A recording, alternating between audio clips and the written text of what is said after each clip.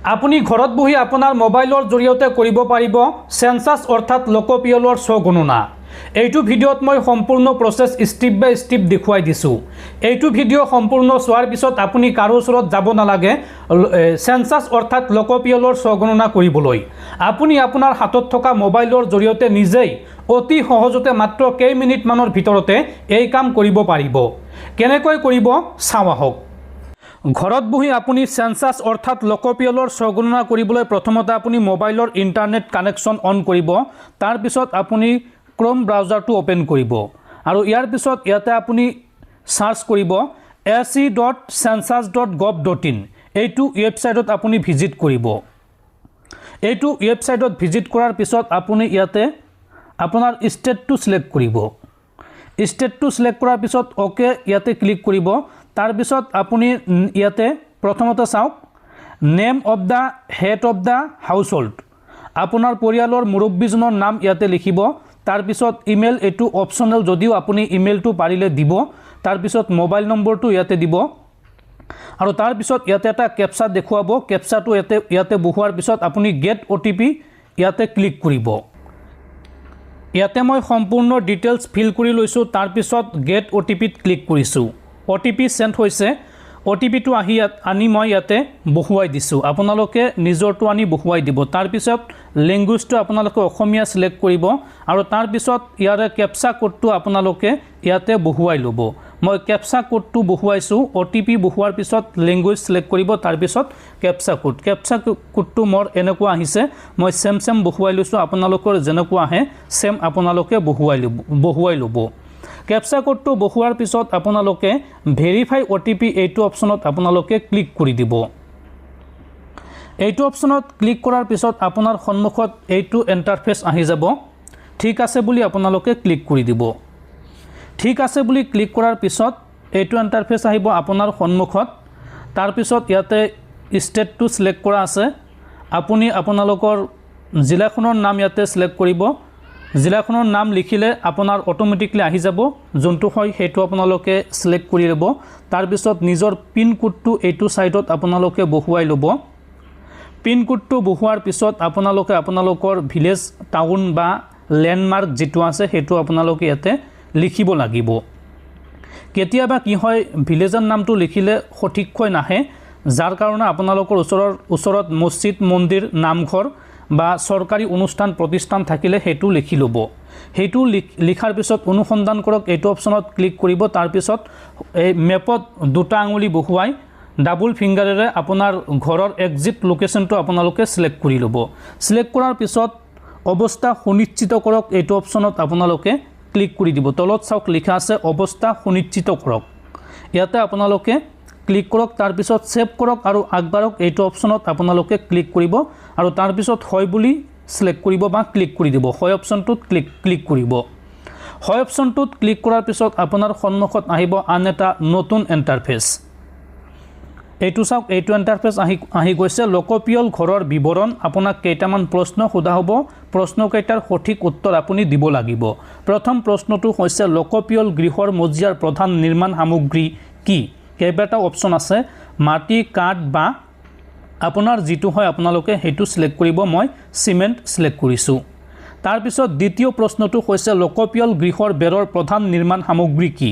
ইয়াতেও কেইবাটাও অপচন আছে, ঘাঁহ, খেৰ, বাঁহ আদি, প্লাষ্টিক, পলিথিন, মাটি নোপোৱা ইটা, কাঠ, গাঁথনি কৰা শিল, গাঁথনি নকৰা শিল, গাঁথনি কৰা শিল, টিনপাত, ধাতুৰ চিট, এছবেষ্ট চিট, পুৰা ইটা, কংক্ৰিট, অন্যান্য।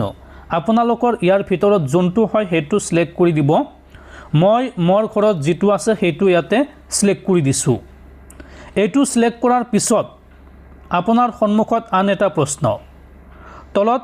তাৰ পিছৰ প্ৰশ্নটো হৈছে লোকপিয়লৰ গৃহৰ ছালৰ প্ৰধান নিৰ্মাণ সামগ্ৰী কি? ইয়াতেও কেইবাটাও অপচন দিয়া হৈছে, ঘাঁহ, খেৰ, বাঁহ, কাঠ, মাটি আদি, প্লাষ্টিক, পলিথিন, হাতে সজা টাইলছ, যন্ত্ৰত সজা টাইলছ, পোৰা ইটা, শিল।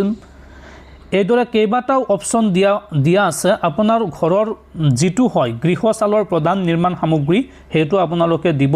মোৰ যেহেতু টিনপাত, মই টিনপাতটো ইয়াতে সিলেক্ট কৰিছোঁ। আৰু তাৰ পিছত প্ৰশ্নটো হৈছে এই লোকপিয়লৰ গৃহটোৰ অৱস্থা কেনেকুৱা?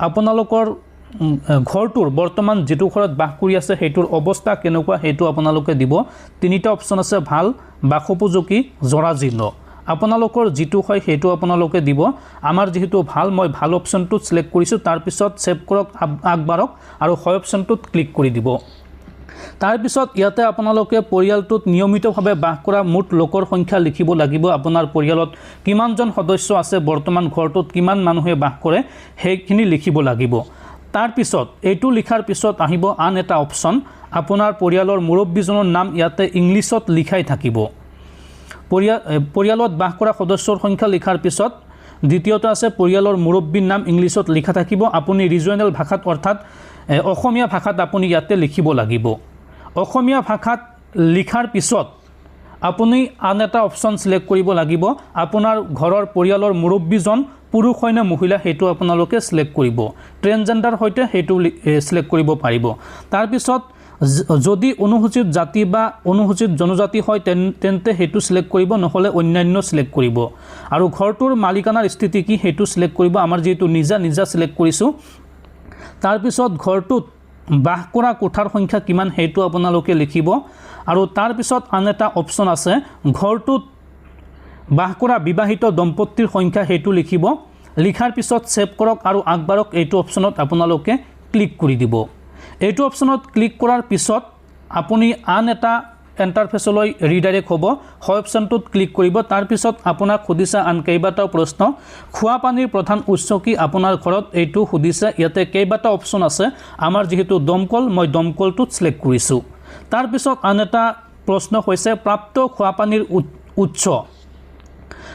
খোৱা পানীৰ উৎস চৌহদৰ ভিতৰত চৌহদৰ ওচৰত দূৰত ক'ত আছে আপুনি হেতু লিখিব আমাৰ চৌহদৰ ভিতৰত এইটো মই সিলেক্ট কৰিছো তাৰ পিছত আপোনাৰ ঘৰত পোহৰৰ প্ৰধান উৎস কি হেতু আপোনালোকে সিলেক্ট কৰিব মই বিজুলী সিলেক্ট কৰিছো অৰ্থাৎ ইলেক্ট্ৰিসিটি তাৰ পিছত শৌচালয়ৰ উপলব্ধতা আপোনাৰ ঘৰত আছে নে নাই যদি আছে কেনেকুৱা হেতু সিলেক্ট কৰিব তাৰ পিছত শৌচালয়ৰ প্ৰকাৰ যান্ত্ৰিকভাৱে পানী ঢলা ব্যৱস্থাযুক্ত শৌচালয় কেনেকুৱা হেতু আপুনি ইয়াতে ভালদৰে পঢ়িব আমাৰ যেহেতু সেপ্টিক ট্যাঙ্কেৰে সংযোজিত হেতু মই সিলেক্ট কৰিছো তাৰ পিছত আন এটা গুৰুত্বপূৰ্ণ প্ৰশ্ন হৈছে পেলনীয়া পানী যোৱা নলাৰ সংযোগ আপোনাৰ ঘৰত আছে নে নাই যদি আছে কেনেকুৱা ঢাকুনি থকা নলা ঢাকুনি নথকা নলা বা নলা নাই আপোনাৰ যোনটো হয় যদি নলা আছে কেনেকুৱা হেতু সিলেক্ট কৰিব আৰু যদি নলা নাই অপচনটোত আপোনালোকে সিলেক্ট কৰিব তাৰ পিছত চৌহদৰ ভিতৰত গা ধোৱা ব্যৱস্থা আছে নে নাই যদি আছে কেনেকুৱা চালি থকা ঘৰ চালি নথকা ঘৰ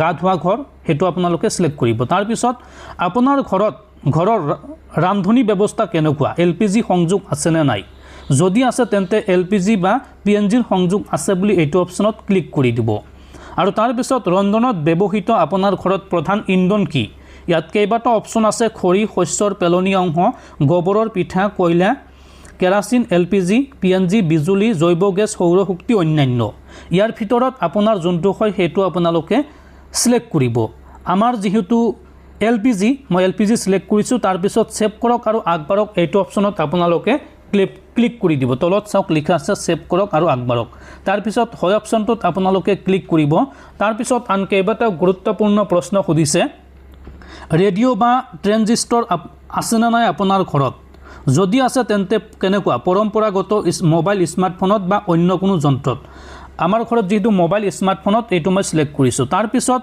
দূৰদৰ্শন অৰ্থাৎ টিভি বা টেলিভিছন আপোনাৰ ঘৰত আছে নে নাই যদি আছে আপোনাৰ টেলিভিছনৰ কানেকশন কেনেকুৱা হেতু আপোনাক সিলেক্ট কৰিব দিছে বিনামূলীয়া দূৰদৰ্শন ডিশ অন্যান্য ডিটিএইচ ডিশ কেবল সংযোগ অন্যান্য আপোনাৰ ঘৰত কোনটো আছে হেতু সিলেক্ট কৰিব মই অন্যান্য সিলেক্ট কৰিছো ঘৰত টিভি আছে যদিও কানেকশন বেলেগ তাৰ পিছত ইন্টাৰনেটৰ উপলব্ধতা আপোনাৰ ঘৰত ইন্টাৰনেটৰ উপলব্ধতা কেনেকুৱা মই মোবাইল স্মাৰ্টফোনত সিলেক্ট কৰিছো আপোনালোকে যিকোনো এটা অপচন সিলেক্ট কৰিব পাৰে যেটো আছে তাৰ পিছত আপোনাৰ ঘৰত মোবাইল ল্যাপটপ বা কম্পিউটাৰ আছে নে নাই যদি আছে বুলি সিলেক্ট কৰক আৰু যদি নাই বুলি সিলেক্ট কৰক তাৰ পিছত টেলিফোন মোবাইল ফোন স্মাৰ্টফোন আপোনাৰ ঘৰত আছে নে নাই কোনটো আছে হেতু সিলেক্ট কৰক আমাৰ ঘৰত যেহেতু দুটাই আছে মই দুটাই সিলেক্ট কৰিছো তাৰ পিছত আপোনাৰ ঘৰত সাইকেল আৰু স্কুটাৰ মটৰ সাইকেল বা মপেড আছে নে নাই কোনটো আছে হেতু সিলেক্ট কৰিব আৰু যদি দুটাই আছে তেন্তে দুটাই সিলেক্ট কৰিব সাইকেল আৰু বাইক বা স্কুটাৰ মটৰ সাইকেল দুটাই আছে তেন্তে দুটাই আপোনালোকে সিলেক্ট কৰিব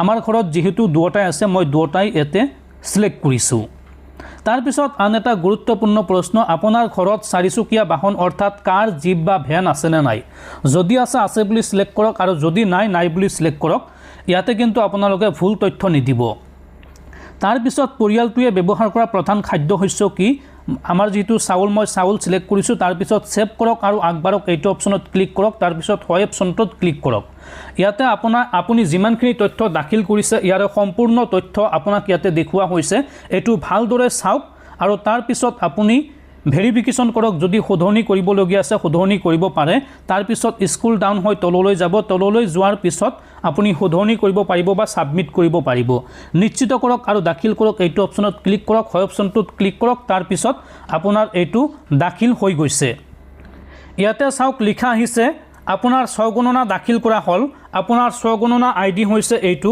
আপোনাৰ ঘৰত যেতিয়া লোকপিয়লৰ বিষয়াসকল আহিব তেতিয়া এই আইডিটো আপুনি দিব লাগিব আৰু আপুনি যেটো মোবাইল নম্বৰ দিছিলে বা ইমেইল আইডি দিছিলে তাতো এই স্বগণনা আইডিটো আপোনাক দিয়া হ'ব এটো আপুনি স্ক্ৰিনশ্বট কৰি ভালদৰে প্ৰিন্ট আউট কৰি ৰাখিব